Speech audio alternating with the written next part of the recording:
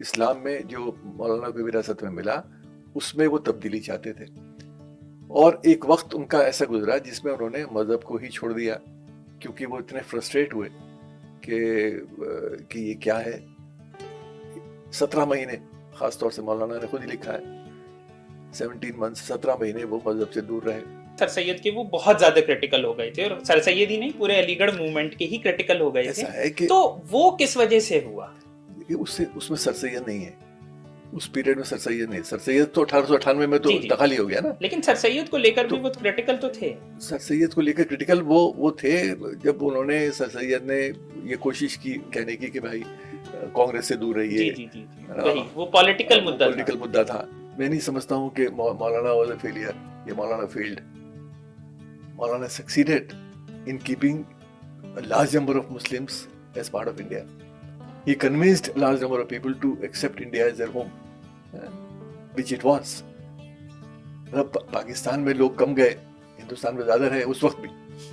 तो ये तो मौलाना की कैंपेन की सक्सेस थी कि लोगों ने उनकी बात को माना और रहे, बावजूद इसके कि उनकी जिंदगी को इतने खतरे थे।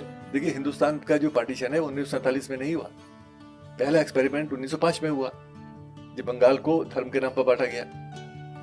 और उसके बाद ये अंग्रेजों को एहसास हुआ कि कैसे रिएक्ट किया मुसलमानों ने भी और हिंदुओं ने भी उस वक्त, और उसको फिर एनल करना पड़ा, खत्म करना पड़ा 1911 में, वापस बंगाल एक हुआ। तो ये एक्सपेरिमेंट करने के बाद 1906 में मुस्लिम लीग बनती है ना। ये आप रिलेट करके देखें ना, 1905 में बांटते हैं आप धर्म के नाम पर, और 1906 में मुस्लिम लीग बनवाते हैं। मुस्लिम लीग कोशिश करती थी ये जताने की बार बार कि Maulana Azad is a show boy, Muslim show boy in the Congress. वो इसलिए कहा जाता था क्योंकि वो ये दिखाना चाहते थे कि मौलाना आजाद के अलावा सारे मुसलमान हमारे साथ हैं। ये वो भूल जाते थे कि दारुल उलूम जैसा बड़ा मदरसा जिसके लाखों की तादाद में फॉलोवर थे पश्चिमी उत्तर प्रदेश में, पंजाब में उस वक्त के, आज भी हैं, वो सब मौलाना आजाद के साथ थे। हमारे सिंध के लीडर अल्लाह बख्श समरू, वो एक बड़े पावरफुल लीडर थे।